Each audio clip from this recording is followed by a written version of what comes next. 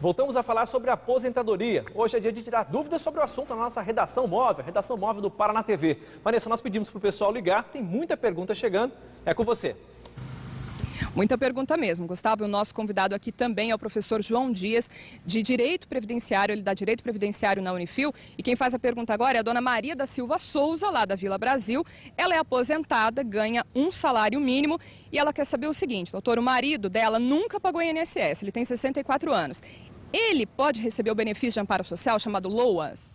Tá, para ter direito ao amparo social, LOAS, a pessoa tem que ter ou 65 anos de idade ou incapacitado. No caso aí, me parece que ele tem 64 anos de idade. Se ele tiver 64 anos de idade, ainda não é possível receber o benefício, só aos 65 anos de idade.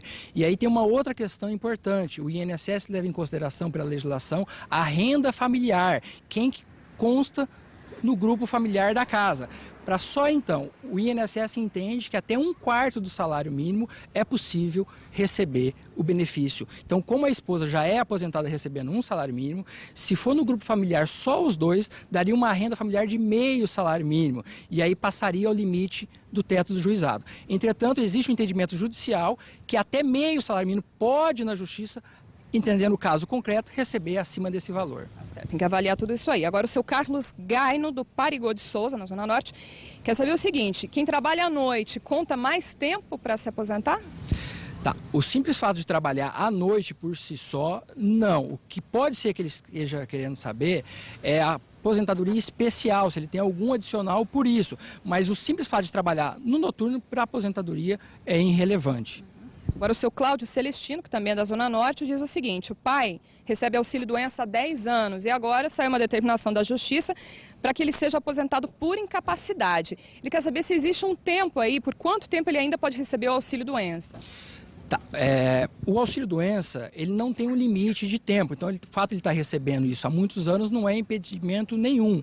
Se converter em aposentadoria por invalidez, a Justiça vai determinar o INSS que faça essa mudança e vai proceder normalmente, inclusive o valor do benefício pode até aumentar um pouco, mas não existe um limite máximo de recebimento de auxílio-doença. Certo. A Márcia Carvalho, lá do Jardim Nema Sayum, quer saber o seguinte, ela se aposentou em fevereiro do ano passado com 29 anos de contribuição. Diz que não tinha caído ainda o fator previdenciário. Ela pode pedir uma revisão do benefício? Pode, é perfeitamente possível pedir a revisão do benefício. O INSS entende que até 10 anos isso é perfeitamente válido pedir a revisão.